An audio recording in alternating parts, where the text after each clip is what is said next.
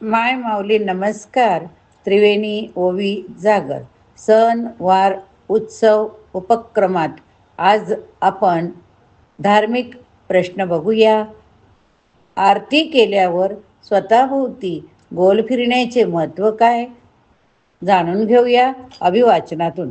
आपण सगळेच वेगवेगळ्या प्रसंगी देवाचे रूप पाहत, हातात टाळ घेत किंवा टाळ्या वाजवत देवाची मनोभावे आरती केली असेलच. पण आरतीचे नेमके महत्त्व काय हो? आरतीमध्ये स्वतःभोवती का फिरतो आपण? हिंदू धर्मात देवाची पूजा केल्यानंतर आरती केली जाते.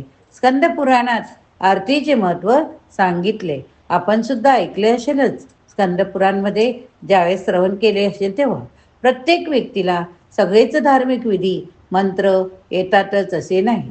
त्यामुळे ज्या व्यक्तींना कोणत्याही प्रकारचे धार्मिक विधी मंत्र श्लोक इत्यादी माहीत नसेल त्यांनी केवळ देवाची आरती केली तरी ही देवाची त्यांच्यावर कृपादृष्टी राहते. इतर विधीनंतर ज्या प्रकारे देव प्रसन्न होतो तसाच केवळ आरती केल्यानेही देव पावतात. आरतीला पुराणात आरात्रिक आणि निरांजन अशा 2 नावांनी संबोधले गेले. आरती साधारण एखाद्या धार्मिक कार्यानंतर केली जाते. त्यामुळे पूजा किंवा कोणत्याही धार्मिक कार्यात काही त्रुटी झाली, काही विधी राहिल्या असतील तर आरतीमुळे त्या त्रुटी भरून निघतात. देवाची आरती करणाऱ्या व्यक्तीला आपल्या पंचप्राणांना संपूर्ण एकाग्रतेने आरतीच्या तालात सुरात स्वतःला समरस करावे लागते. आरती करताना आरतीच्या ताटात असणारा दिवा हा त्या व्यक्तीच्या आत्म्याचे प्रतीक असल्याचेही पुराणात नमूद केले आहे. त्यामुळे आरती करताना तो दिवा अखंड तेवत राहणे, तो पंचमुखी असो की दुसरा असो. पण हे महत्त्वाचं बरं का. आरती करताना आपल्या मुखातून येणारा प्रत्येक शब्द ही देवाची स्तुती असते.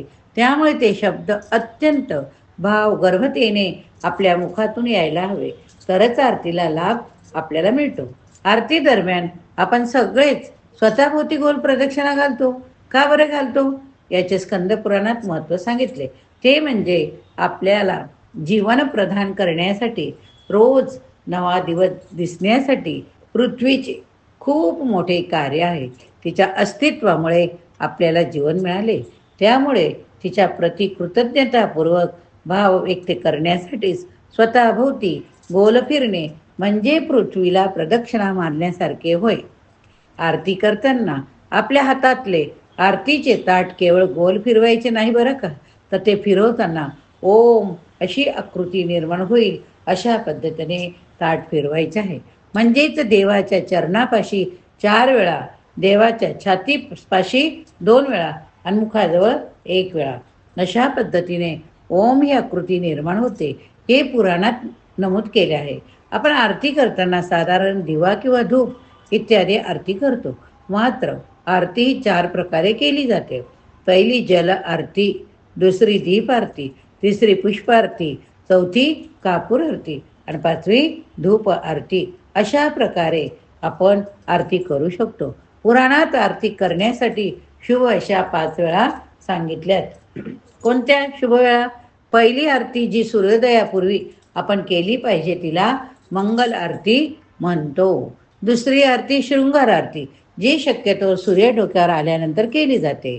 तिसरी आरती दुपारी जेवायला देवाला नैवेद्य दाखवताना केली जाते.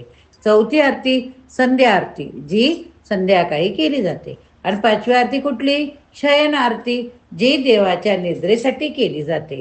रोज देवाची आरती केल्याचे अनेक फायदे आहेत बरं का. देवाची आरती केल्याने आपल्या भोवतालचे वातावरण शुद्ध होते. आरतीमुळे देव जागृत होऊन त्याचा आपल्या भोवती वावर असतो.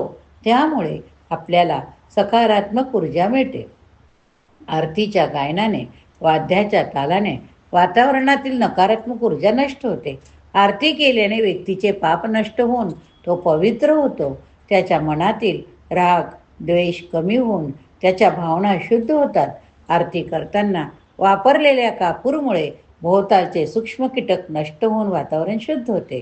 श्वासाद्वारेही जेव्हा हवा आपल्या शरीरात गेल्याने आपल्या रक्ताची शुद्धी होते आणि आपल्याला शांतता प्रदान होते. हे आहे आरतीचे महत्त्व, तिचे आपल्याला होणारे फायदे. आपण स्कंदपुराण ऐकलं, त्यावेळेस तुम्ही सगळं महत्त्व जाणून घेतलं. पण आता फक्त आरतीचं महत्त्व तुमच्यापर्यंत पोचवण्याचा लहानसा प्रयत्न केला आहे.